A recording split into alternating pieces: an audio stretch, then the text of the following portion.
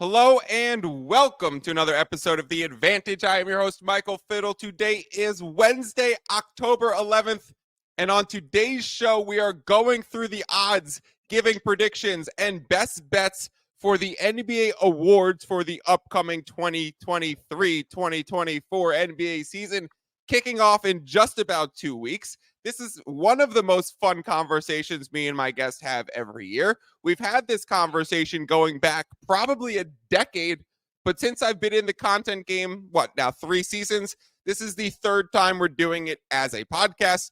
Joining me is the most frequent guest on the show, someone who you'll become very familiar with as we get into NBA content. His name is Gibby Graves. Gibby, welcome back to the pod. How has your summer been, and how excited are you for not only our annual awards discussion, but general NBA coming very soon? Been great. Super pumped to be back. This is always my favorite time for betting. We got football, we got basketball, the two sports that I care most dearly about. And I've been on an absolute heater recently, so I'm pumped. I'm pumped for all these discussions. To take you guys behind the curtain, and we have some announcements and promos to do before we get into the knee deep into the weeds of the odds.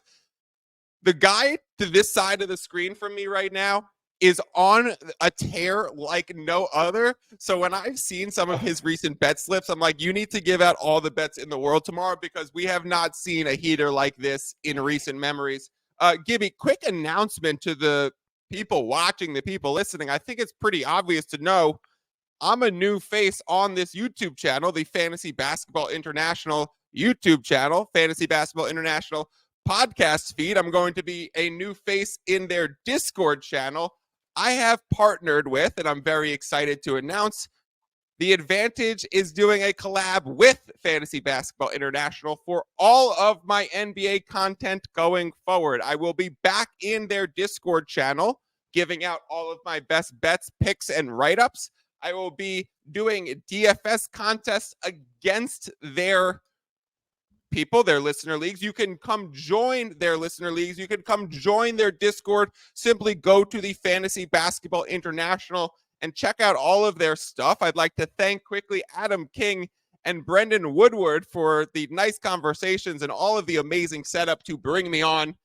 I think it is going to be a very nice transition to help bringing some of this wagering content into an existing and awesome fantasy space. So for the new listeners coming from there, I appreciate you giving me some of your time. I don't know if you're interested in wagering or just general basketball discussions. Regardless, I think I will win over your approval pretty quickly. I'm pretty good at this stuff. Not only the content side, but the betting side and the fantasy space as well. In addition to doing betting content every single week for the entire season on this channel, I will also be joining Adam King for a weekly streamers episode for fantasy basketball. And I will be hosting a DFS contest through their Discord, probably weekly as well. So a lot of exciting stuff to come between The Advantage and Fantasy Basketball International. I will do more plugging and promos about where you could find me at the end of the episode, but I don't want to belabor those points too long before we get into the good stuff. So, Gibby, let's just get this thing started. Welcome over with me to the Fantasy Basketball International page, and let's pretty much just start with when we enter the website to check the odds for the NBA awards. The basic premise of these things is to use these to formulate a discussion for how we're viewing the rest of the season. Neither of us, I actually have 0 NBA awards bets placed already. You are right now in Florida, but generally located in New York, where you're actually not allowed to bet NBA awards when you're in your place. You have to submit it now that you're in Florida, and knowing you probably will. But regardless, we're not going so heavy into these markets. We have other futures bets. I have other futures portfolios that I will be releasing, so anyone listening can go see it. But generally, NBA awards, you don't want to bet these markets too heavily, and you generally want to start to portfolio some of these bets into having a few different players for MVP or Sixth Man of the Year, or Coach of the Year, or anything like that.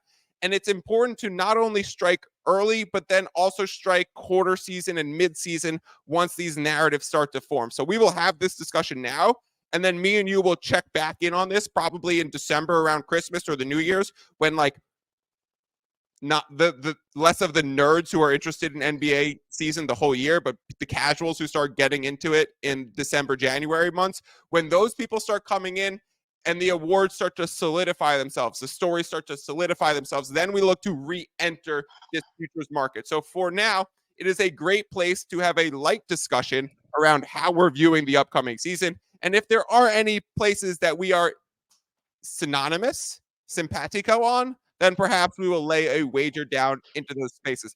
How do you feel generally about NBA awards and that topic, and just the idea of exposure into these markets? Yeah, I'm not going. I'm not going deep. I'm not putting heavy money right now. It's too much of a crapshoot at the beginning of the season. But I love these discussions just to get it going. See, who are the favorites? Who are some of the guys who I might be eyeing maybe a little bit later, when it might be a little bit easier to actually win some money on these bets. So the first place to start, probably NBA MVP. Let's go. Generally, when we're talking about awards, let's quickly talk about the criteria needed to win this award. And to be honest, this one confuses me a little bit as we just jump right into it.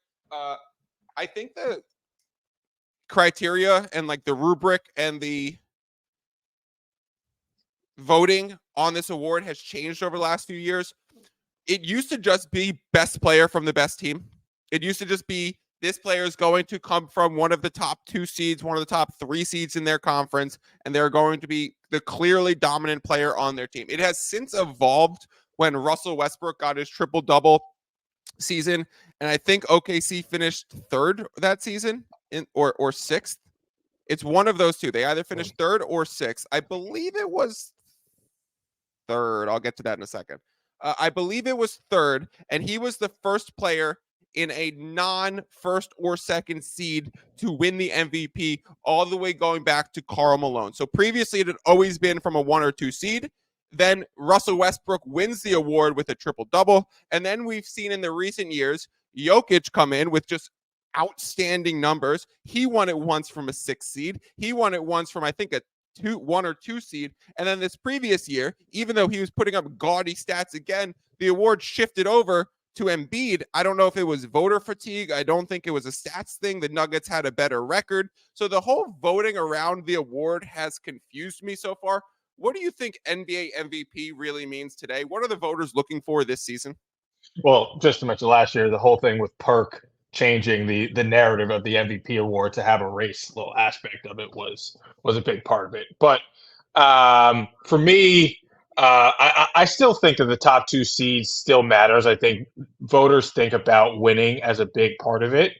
I mean, I'm looking at the past couple of years, except for the Russell Westbrook year. You're seeing guys who are putting up good numbers and winning. So those are the only 2 things that I think are the biggest. And you got to put up numbers and you got to win. And I think you mentioned those things before. I think those are the only 2 big criteria. But I agree with you. I think the voting has changed over the past couple of years. Do you think it's starting to shift back into it's got to come from a top 2 team? I actually feel like we're going to start going back the other way, where a guy like Tatum gets a little bit of a boost this year because he's probably going to be on a top 4 team in the NBA, right? He's going to be, this is a season where we come into it with more parity than we've seen in previous seasons, with more teams that can compete across the board, maybe 10 teams deep in the odds that could realistically enter the season thinking they have a chance to win the championship. So for me, it'll come down to record playing a big part this year, but simply because of the confusion around the criteria for this award is a reason why we limit our exposure. So let's start going through the names, Gib. First is obviously Jokic. For me, it's hard to bet Jokic because it breaks my cardinal rule of I cannot root for my bet more to win than the player himself. And it seems like he does not really care too much if he wins the MVP award like we've seen the past few years, right? He takes himself out of the discussion. Whether or not he really cares behind the scenes, I'm outwardly going to be caring for a 5-1 bet to hit. So I don't really want to go too heavily into those waters. How do you feel about Jokic and the top of the board? Is there anyone else as a favorite that you kind of like? I'm looking at Luka. I kind of like Luka. He's been the favorite the past few years. This now he comes in at second or third behind Jokic and Giannis in some places. Some places he's just second. To me, the trouble with betting Luka is that the Mavs win total is 44.5. So if we're talking about the importance of a 1 and 2 seed this year, I really don't think the Mavericks have that realistic of a chance to land there. So then I would be going against what I just said in order to enter the Luka market, even though I think he's got a chance to be like the most valuable player and really lift his team this year. So who are you looking at the top of the board? Anyone really intrigue you? You mentioned the guy that I had circled. Jason Tatum is someone who I see as like has a really great shot of winning this year. The team is supposed to be very, very good. We'll see how Drew Holiday fits into that team. But if Jason Tatum's able to keep the numbers above, 28, 29 points per game, good shooting splits. I don't know if he's a 50, 40, 90 guy, but he's somewhere close to that. And they're able to get 55 wins, 54 wins, get the number 1 or 2 seed. I feel like it's been a while since a wing has won. I don't know if you consider Giannis a wing, but the last wing, if he's not a wing, the last wing to win is KD in 2014. Do you consider Giannis a wing?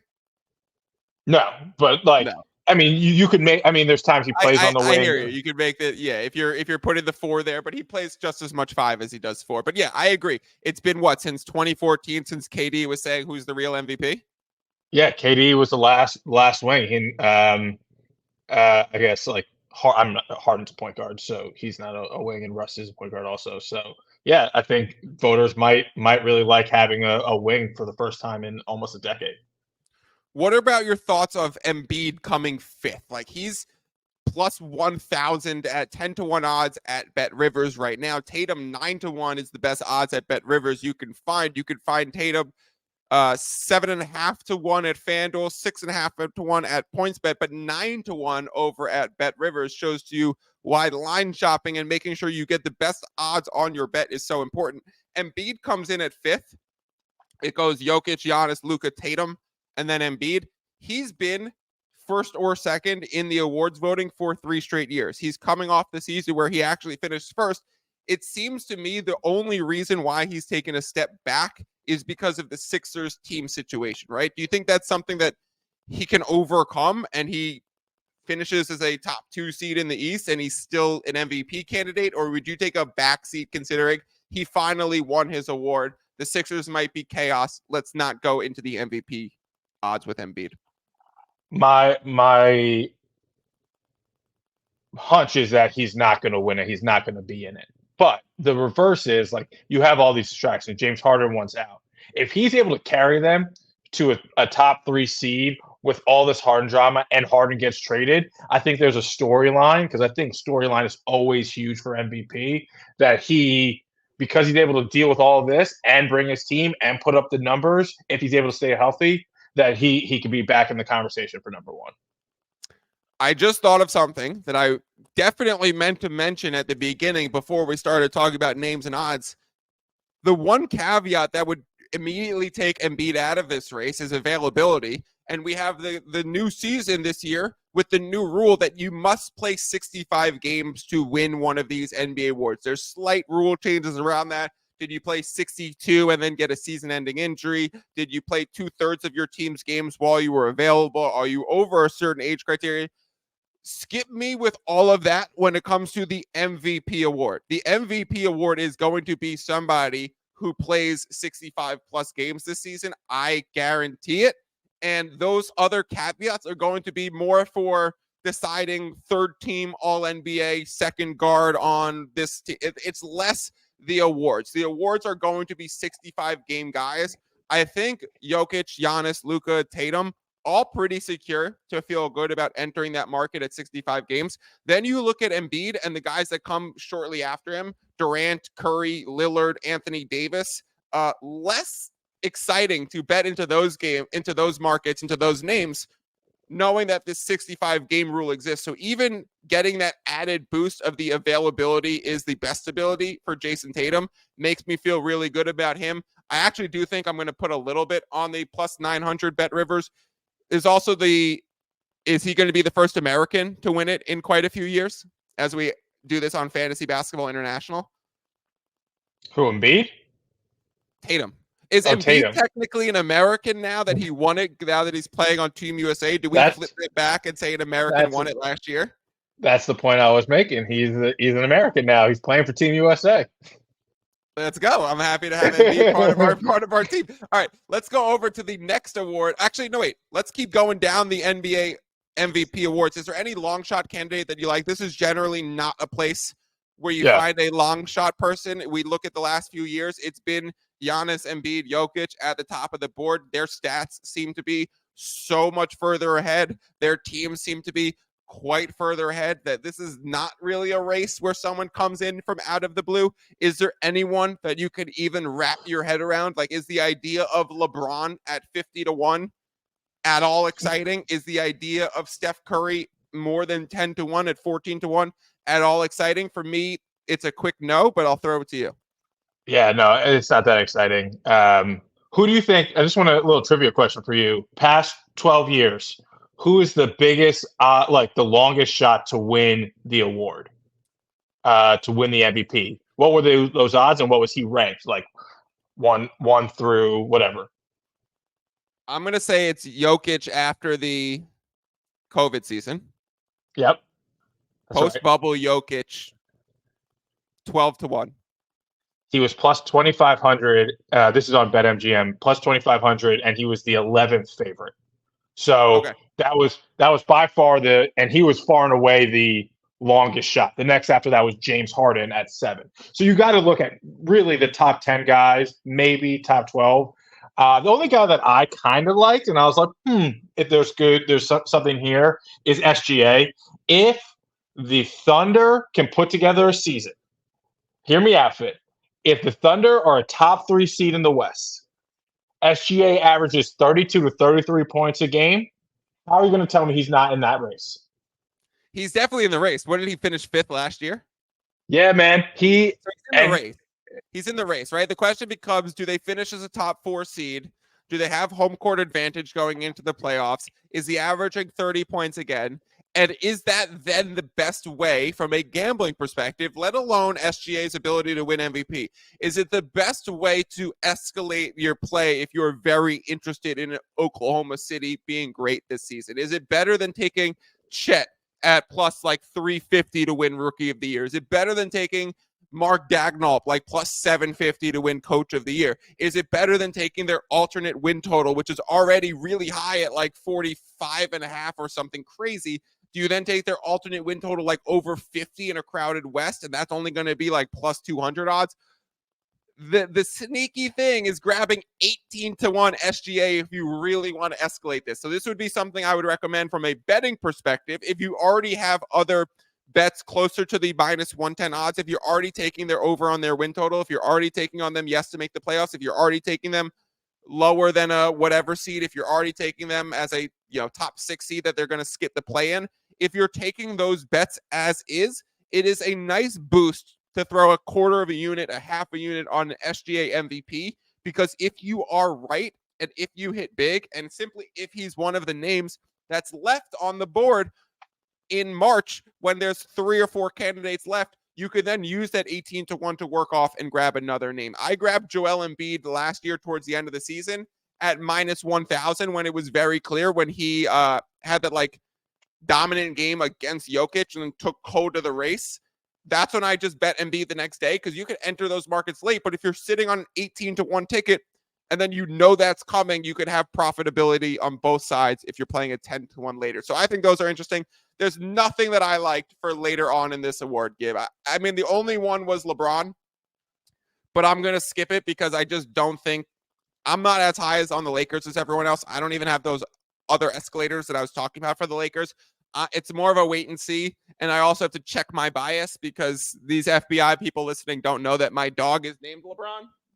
She's not near me. I have a girl dog named LeBron. So I'm quite biased when it comes to the LeBron talk. Okay, let's go over to Rookie of the... Did you see Wembanyama's highlight of his crouch steal from the 3-point line where he reached basically into the restricted area? No, I only saw the layup that he like went under Chet, like a scoop layup with his like 1,000-foot long wingspan. That was really nice play. There's also a ridiculous play where he's at like the 3-point and then he goes like into this like spider stance and he like pounces forward and he reaches like literally like 8 feet and he just swipes the ball and he creates a loose ball. Then it ignites a fast break. Victor Wembanyama is and should be the clear odds on favorite for the rookie of the year. The best odds you can find that is plus 100 at DraftKings all the way out to minus 160 at FanDuel. So heavy favorite to win rookie of the year. Scoot Henderson, Chet Holmgren, Brandon Miller, Cam Whitmore, Asar Thompson, Jarris Walker, some of the other names that are coming on this list. To me, this is a 3, maybe 4-man race between Vic, Scoot, Chet, and Brandon Miller. I would probably take Brandon Miller out of the conversation because of the structure of the Hornets team right now. It does not seem like he's going to What get structure? The fact that they still have Gordon Hayward and the fact that they still have Terry Rozier, right? So it's going to slide LaMelo over to like the main ball handler, but he's going to be playing with other wings. And then they have like the Book Knights and the other players that they want to get more run. So I just don't think he's going to get as much playing time at the start of the season before they potentially move a Gordon Hayward or a Rozier. So I would be looking to wait on the Brandon Miller. I think you get better odds by waiting a week or two when we see his roles lessened. And then maybe it boosts in mid-season, like maybe December 15th when the guys who sign contracts start to get traded and we get more pieces moving again. Maybe Gordon Hayward gets shipped to a contender. Maybe Terry Rozier gets shipped to a team that's trying to make a strong playoff push. Then Brandon Miller's opportunity rises and his usage rate is going to rise a lot where he becomes much more interesting. But for now, it's a 3-man race between Vic, Scoot, and Chet.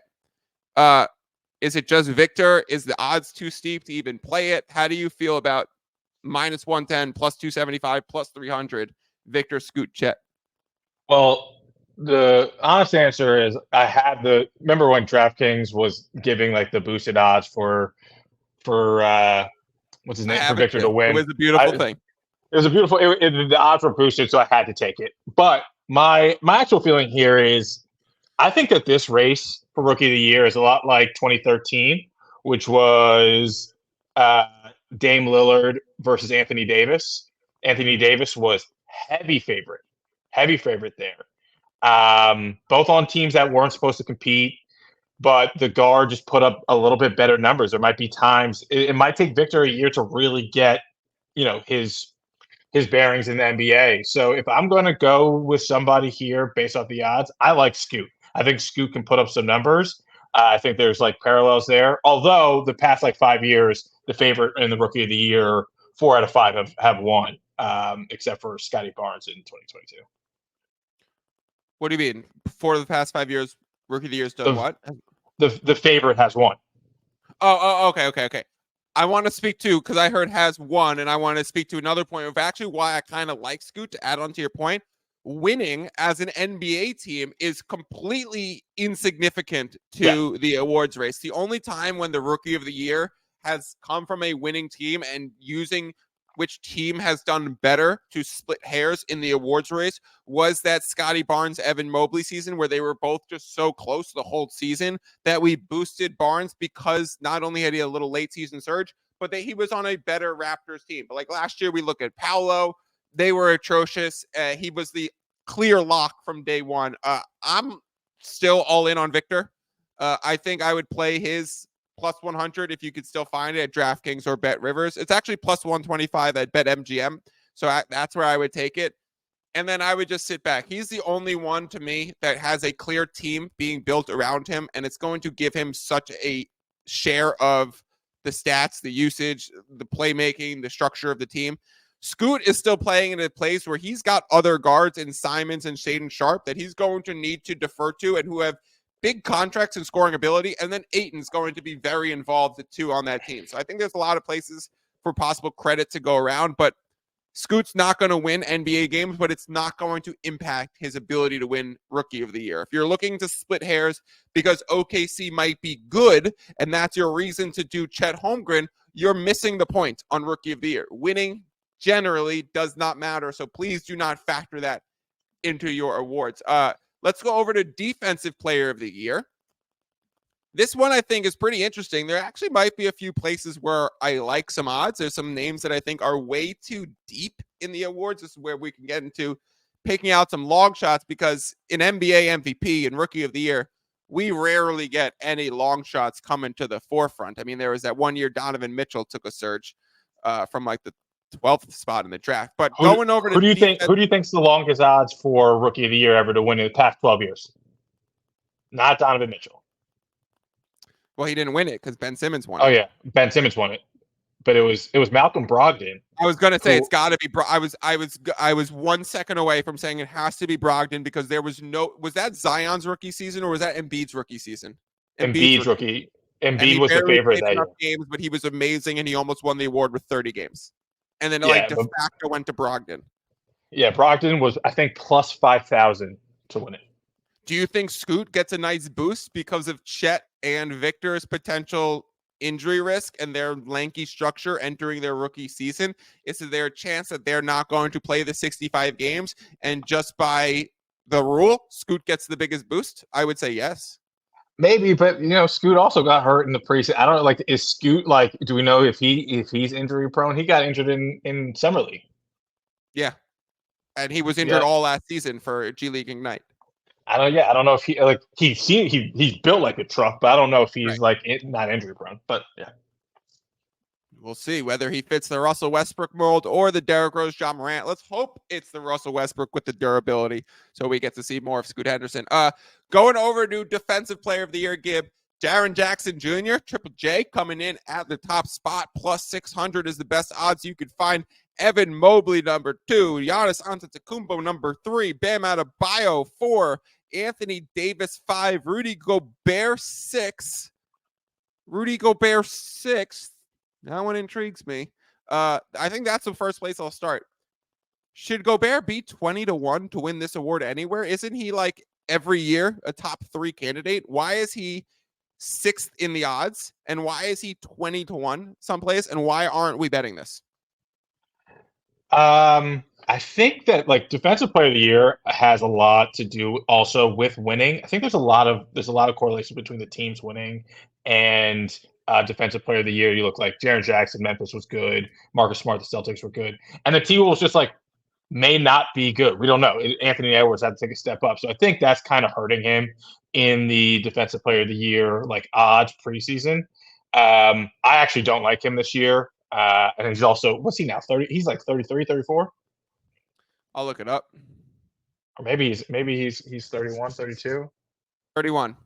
31. So he's got a couple more years in his prime, but there's a chance he takes a step back. And they may play him less because him and Cat don't fit well together. So trying to figure that out. So I think that's why that's hurting him. He is still an elite defensive talent, but I don't love him this year. I don't love him as. Are you more looking at the top of the page if you were going to dabble in these awards with like a Mobley or a Jaren Jackson? The other one that sticks out to me is Draymond, 25-1. Yeah, I like the Draymond. I thought there was 3 that really stood out to me. So 2 longer shots. Draymond, I liked. Drew Holiday at plus 2,500, and then the kind of favorite was Bam Adebayo. I think he hasn't won the award yet. He has been an absolute menace on the defensive end. He just helped carry the team to the NBA Finals on the defensive end. I think there is a chance that they're kind of hey, you've been doing this the past 3 years. Maybe we give this to you. So those are the 3 in Defensive Player of the Year that I was eyeing. I like the Bam call because there's a chance also with Miami's tumultuous offseason that if they're still a stable force, it just becomes, was it Bam's amazing defense that kind of held it down? And they have other really good defensive players around him. Like Lowry's a good veteran defender. Jimmy Butler's a good veteran defender. Kobe Martin's a good veteran defender. So some of these players are going to help boost the defensive statistics of the Miami Heat no matter what. The Draymond at 25-1. That's super interesting. He still thinks he's the best defender in the league. He's still going to be playing. He's going to want this award. What I'm conflicted with is I also kind of sneakily want Warriors under 48.5 wins. So you said correlating winning and Defensive Player of the Year is important. I can't justify playing an under on a season win total while playing a Defensive Player of the Year award race. Those things don't correlate. I also kind of sneakily want Steph's to be the most average 3-pointers per game at minus 150, even though it's minus odds to start the season. I still think it's worth it. Draymond enters this season a little bit banged up.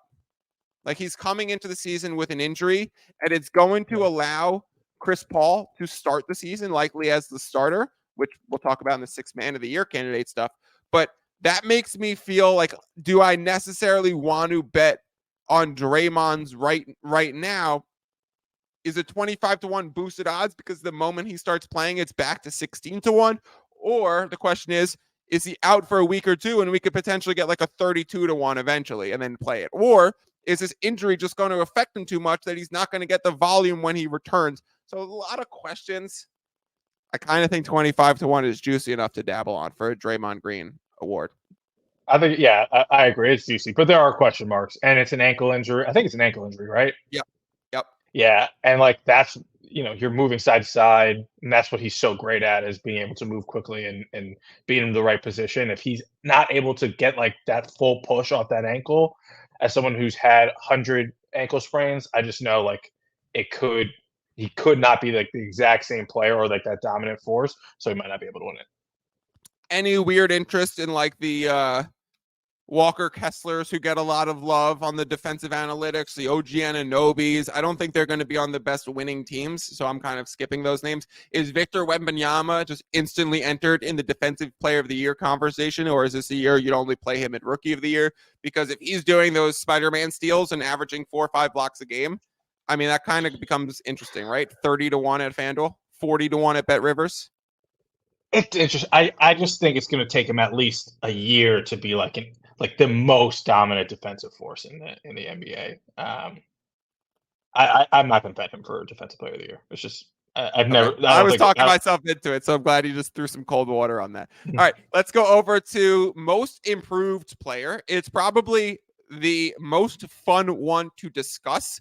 Also, the one that's most confusing to actually bet. So this is one where we go back to talking about the criteria for the award.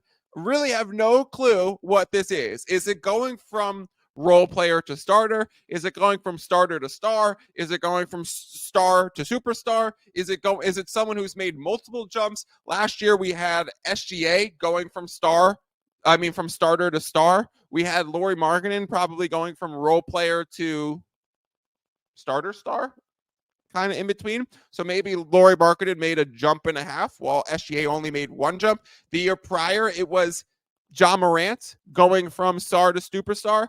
On his own team was Desmond Bane going from role player to star, making a full 2 or 3 jumps. But Morant won the award. So I'm just a little bit confused. And Morant gave his award to Desmond Bane. Like, he literally handed him the trophy and didn't want it for himself because Morant was an all-star the year before that. It was a little bit weird. Kind of strange to know who wins this award, but also really fun to talk about because there are some really cool names that are up and coming. Gib, how do you approach the NBA most improved player, and are there anyone on the list that you kind of like? Close your eyes and pray for the best. No, this award is a total crapshoot, right? Like the odds are always very, very wild. There is no definition, as you said, for this. The ones that I like, there are two that I liked. And they're both on the same team, honestly. So, which is a little weird, but Franz Wagner and Paolo Banchero. Because if Paolo is able to go from Rookie of the Year, and I don't know if there's been any historical data being Rookie of the Year to winning Most Improved, but if he's able to go from what he was last year, which is like a 20-point, 8-rebound guy, really good guy, to like a bona fide all-star, like make that jump that we're seeing like Ja Morant made, like that's most improved in some people's eyes, clearly. So those are the 2 guys that I said, hey, like I can see the storyline as to why these guys won the award. And Franz just looked fantastic for Team Germany. What if I told you that no second-year player has ever won the most improved award? Because it kind of comes to this. You expect players to take that sophomore year rise. You expect every player to get a lot better going into their second year. So when they do overperform their expectations, they aren't given the due credit that they took a massive leap. The players who generally win this award are third-year players, actually. So that's why I think Cade is top of the list. That's why last year Anthony Edwards was the clear lead favorite. This year we get Maxey and Cunningham and Reeves, some guys who have been in the league, Poole who have been in the league, who look to take big steps forward. I kind of like Maxey, 12-1. I think if the 76ers hold the float, then he's going to get a lot of due credit for this. We'll see what shakes out with the Harden situation, but it seems like if the 76ers go away from Harden, it's going to be to prominently feature a lot more Maxey and to save cap space in future years. They're looking to not bring on any salary for next season or the season after so that they have Joel Embiid, Maxey, and 2 max contract slots. So for this season, it would mean that Maxey would have quite the opportunity share to put up some big stats. So that was a name that I liked. Franz Wagner was a name that I loved, Gib. So I'm glad that you're jumping in. He was so unbelievable in the FIBA. He was absolutely incredible. And on DraftKings, you can get it at 35-1. So I think I'm very interested in Wagner. A lot of people sneakily like the Magic to be one of those really improved teams. I actually think Wagner might be straight up better than Paolo. Stop. And for that reason... Stop. No, I'm serious. If I believe that, then I should be betting Franz to win this award, right? Yeah, I mean, if you believe that, but Paolo is that dude. Or I believe that. Paolo's so inefficient right now that for right now, I think Franz has a bigger impact on winning basketball games. I think if you need someone to put up 22 and 9 on any given night, or if you need someone to like play in an all-star game or just put up stats and look like Amari Stoudemire, then I would choose Paolo. But if I'm choosing someone to actually win ball games or potentially go over to another winning situation plucked out of the Magic organization, it's going to be Franz. So I think if Franz really steps up this year, he's got a chance to average 22, 5, and 5. And if he does that and the Magic are a playoff team, he's slipping into that marketing, that like 7-foot foreign white guy that no one's really ever heard about, to become the odds-on favorite. So I would like to dabble on the Franz Wagner 35-1 at DraftKings would be a bet that I would take. I don't think there's anyone else that I would actually dabble in the awards with here. There's two. Halliburton? Well, there's two names. Two names. I don't know. Tyrese was unbelievable last year. Maybe he takes another step, but is it the John Morant step? Is it that star to superstar? That would be the only way. That would mean the Pacers would have to have a great year, and I don't really see that happening.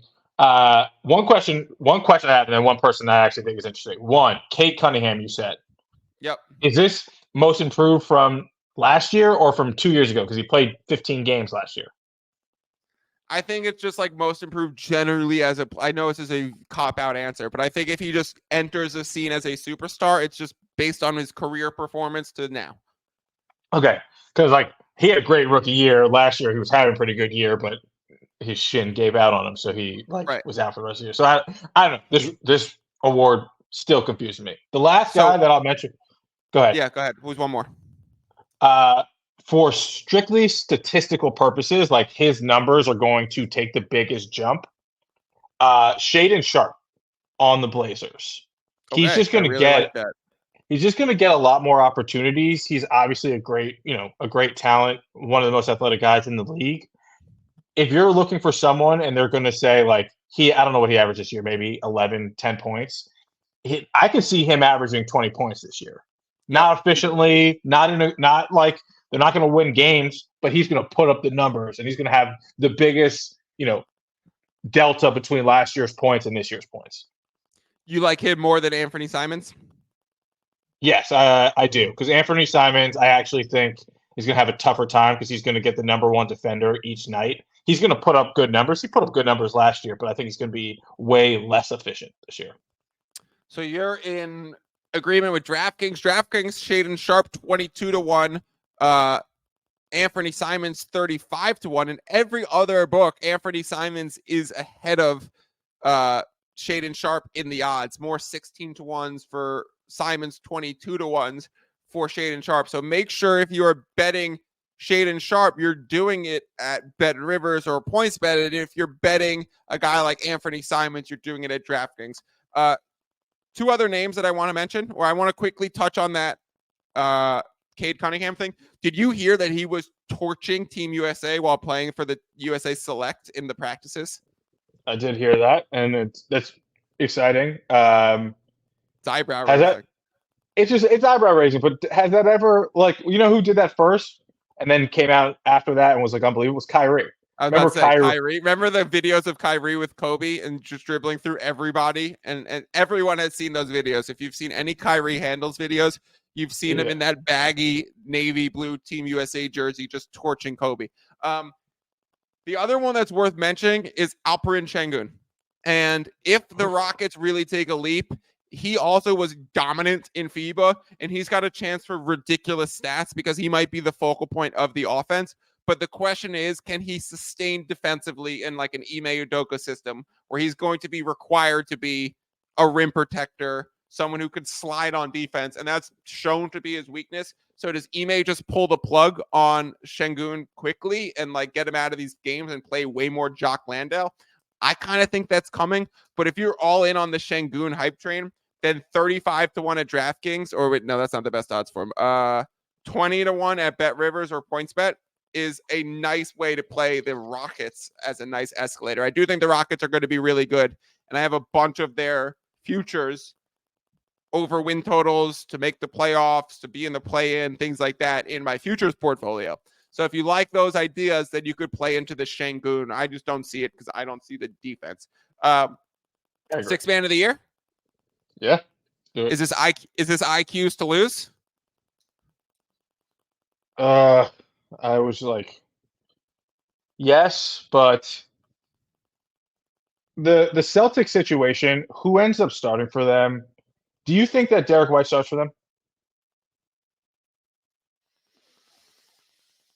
At the beginning of the season, yes.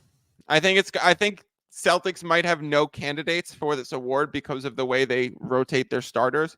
It's fucking the stupidest thing in the world, Gibby, to think that Drew Holiday is going to be coming off the bench for this team.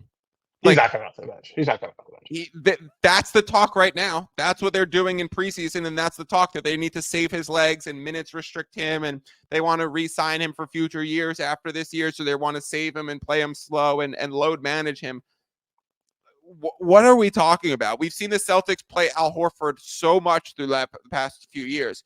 Drew Holiday is going to win the starting job, and it's probably going to send Derek White back to the bench. The question is, does Porzingis or Al Horford get hurt at some point? And does that make them start Tatum at the 4, Brown at the 3, Holiday at the 2, Derek White at the 1? I kind of think there's no Celtic to bet for the award. Okay, so going off that, because if Derek White was a candidate, I would think that he might be the favorite based off what happened last year. But one guy that I really love, I don't love Quickly for this award. I know he was like the favorite last year. I hated what I saw in the playoffs. And it really bugged me. And I don't know if Dante's going to take any of his minutes and shots. But I really love, and hear me out, it's a little bit of a long shot, Malik Monk. I really like Malik Monk. Think about all the guys who've won Sixth Man of the Year going back and for a while. Scores, man. The Jamal Crawfords, the bench scores. Eric Gordon. I don't know if he ended up winning. He was a favorite one year. Lou Will. There's the random Montrezl Harrell one. I don't even remember that. But he Tyler scored Hero. too. Yeah. So these are guys who go get buckets. Now, the Kings, good team. They're going to be good. They're going to be good again. This is wild for us to say that, but the Kings are going to be good. And if they are a top 4 or 5 seed, I don't think you need to be a top 2 seed to win this award. And Malik Monk comes off the bench and averages 19 points a game. Give it to him. You know who would be the happiest if Malik won that award? John Calipari? I don't know. Bill Simmons. He's always calling out my guy Malik Monk. He always says Monk. Can't pronounce it correctly. Can't pronounce it correctly, but we'll be rooting for him really hard. I kind of like that one. I think it's sneaky. It definitely fits the description. The other two that we need to talk about are Buddy Hield, if he's going to also be a bench scorer. I don't know if he's going to start for the Pacers and it's going to be Mathurin that comes off the bench or someone like that, or Nembhard. Or I don't know if Hield's going to come off the bench. I also don't love the idea of betting into a Sixth Man of the Year candidate who's in trade rumors, but he fits the description of like a lights out shooter who can come in, who's going to be on a high powered offense that plays with so much pace. Gib, the Pacers were 21st in offensive efficiency last year, but they finished 3rd in points per game because they play with the fastest pace in the NBA. So we're going to look for that to continue, especially bringing in more floor spacers, guys like Obi, and more shooters around Halliburton. Buddy Hield fits that description, so it does fit. But again, if he's in trade rumors, that's scary. 30-1 for Buddy Hield at DraftKings, as low as 12-1 at Bet Rivers. So we are seeing massive discrepancy in the odds. So maybe you just want to pluck off the 30-1 at DraftKings because it's so juicy. But again, he just might not be a candidate because he might be traded. He might be having problems with his team. He might be sent to a situation where he becomes a starter. The other one that we need to talk about, we talked about this with the Draymond situation, is Chris Paul. Now, if Chris Paul accepted coming off the bench for this team, to me, it would be a no-brainer. You have to bet Chris Paul at his 20-1 at DraftKings. Like, he's the point god. He's going to be one of the best players ever to be a six-man coming off the bench, but he has no interest in embracing it. It kind of reminds me of Carmelo when he didn't want to come off the bench, a fellow banana boat guy. With the Draymond injury, with the way the Warriors showed that they even brought Steph off the bench in the playoffs. Remember when they did that? Because Jordan Poole was rolling and Steph was coming back off injury. For an entire round, they brought Steph off the bench. When Draymond kicked Sabonis last season, stomped Sabonis last season and was suspended, Draymond started coming off the bench for this team when he returned. So the way that they use their guys, I don't know if I could, similar to the Celtics, I don't know if we could bet a Warriors guy to win this award. But fuck, man, Chris Paul 20-1 coming off the bench to win this award seems so easy if he was willing to accept it. Yeah, I agree. But my question is, does Chris Paul still have it like that? I would take the 5% implied probability you're paying on a ticket that the answer is yes, that he could still put up 16 and 8 on any given night. Because like last year, But maybe he was hurt. Hooked. Yeah, I'm just remembering at the end of last year, the Suns, I thought, were 10 times better with Dev Book running point and Chris Paul off the court. When he wasn't on the court, I thought they were better. And I don't know if the numbers back that up, but this is just eyeing it. And I was like, I don't know if Chris Paul still has it like that. Do you think the Warriors are going to look to trade Chris Paul at some point mid-season? I was shocked they didn't try and get Drew Holiday. I was shocked. Well, we don't know they tried to get Drew Holiday. We don't know that. Do I think they try and trade him? No. Does his contract line up with everyone else's expiring? Like with I think it's after this year. He's on an expiring this season. No, I think they let it ride. I think for money reasons they let it ride. I wonder if they were interested in the Drew Holiday. Do you think that would have been a better offer for the Blazers than what they got in Rob Williams and Brogdon? Because my answer to that part is no, unless they were like, I don't even think Kuminga and Moody and those kind of smaller pieces, young pieces on the Warriors that they could entice. Like, hey, we'll give you Chris Paul to match salaries, your choice of Kuminga or Moody and a pick. Is that even better than Brogdon, Rob Williams, and 2 picks? No. Yeah, I don't know. And they have, I would be shocked also if Brogdon's on the Blazers opening night. And he's someone who could be a six-man. Say if he gets traded to the Clippers and he's six-man there, back-to-back winner. I don't know if that's ever happened, Lou will. Oh, it's definitely happened. He definitely wants to defend his award. He was definitely mad at the Celtics. He wasn't going to get the opportunity. Can you bet Brogdon 11-1, 13-1 at FanDuel while he's still on the Blazers? Or do you wait for the trade to happen? Probably the odds shift against you. Like if he was sent to the Clippers, the odds are then going to move to 6-1 or 8-1. Do you take it now, hoping for a trade, or do you just wait and sit back? If you're going to bet it at all, you should do it now, because you're going to get terrible odds. Like once he goes to the Clippers, now Norman Powell's starting, and then Norman Powell's odds go to 0 essentially because he's now a starter. He's not a six-man guy. Brogdon would be the odds-on favorite if he was on the Clippers. Hard favorite. He'd be a hard favorite. Like if he's healthy, Tyler Hero and Jordan Poole were around that plus 400, plus 500. This year, the least or the shortest odds is quickly at 8.5-1. So I think we'd get a situation where Brogdon becomes around like a plus 450 if he was traded to the Clippers. Yeah, I agree. But what did he hurt last year? Because he was terrible after he got hurt. Was his shoulder? Hand. It was something with his hand. And hands are tricky, right? You don't know like how long it actually takes to recover. But he was awful in that playoff series after he hurt his hand. I know that because he killed a lot of my parlays. Do you even want to entertain the discussion about NBA 2023-2024 clutch player of the year? The odds are No, posted, but is there no. any reason like no, right? Stupidest award. Who ends up making the most game-winning fourth quarter shots is the award that you're betting on. So it's like Lillard is the odds-on favorite. Like Luka's interesting, Anthony Edwards is interesting, Devin Booker's interesting. Taking long shots like Trae Young or DeMar DeRozan are interesting, or Curry's interesting. That is a total crapshoot. It is literally who gets the opportunity to shoot with 3 seconds left and makes a ton of shots. It was De'Aaron Fox's weird fourth quarter streak last year. It would have been DeMar DeRozan if the award existed 2 years ago, or it would have been DeMar DeRozan's daughter if the award existed for the play-in series, because she was clutch, screaming from the sidelines and ruining the Raptors' free throws at the end of last season. That was hysterical. Gib, the only one that's actually worth discussing, and I don't know if you have the odds up in front of you, is Coach of the Year. Do you have them in front of you? I can grab him in 1 second. Where's Coach of the Year? Because I didn't see it on the action site that I know you were using. I don't see it here either. Yeah, no, I don't All have right, it. I will go through it for you, and you could just listen to me talk about the odds, and then you can respond to some of the coaches. Mark Daigneault of OKC is the odds-on favorite, 7.5 to 1. We talked about this earlier.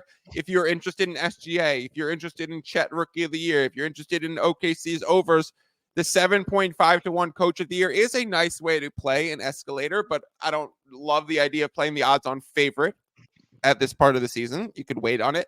Adrian Griffin, second, new coach for the Bucks. Joe Mazzulla, third for the Celtics. Jason Kidd, fourth. I have no idea why Jason Kidd is there. Rick Carlisle, fifth, 16 to 1 for the Pacers. Nick Nurse tied. Frank Vogel tied.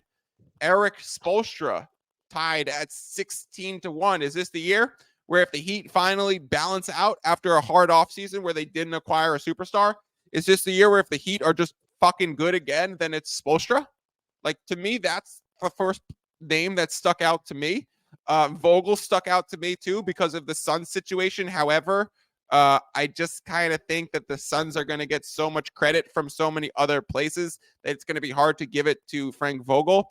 So that was really the only place that I was really looking. Ime with the Rockets, I don't think it's going to win enough. JB Bickerstaff with the Cavs, they've already been so winning. Jamal Mosley with the Orlando Magic, 22 to 1. If you think the Magic are going to take that big step, I'd rather play Franz at 35 to 1 for most improved. I think those are very correlated. Ty Lue, 30 to 1. Do the Clippers finally stay healthy? Are there any of these names that are starting to spark your interest, Gib?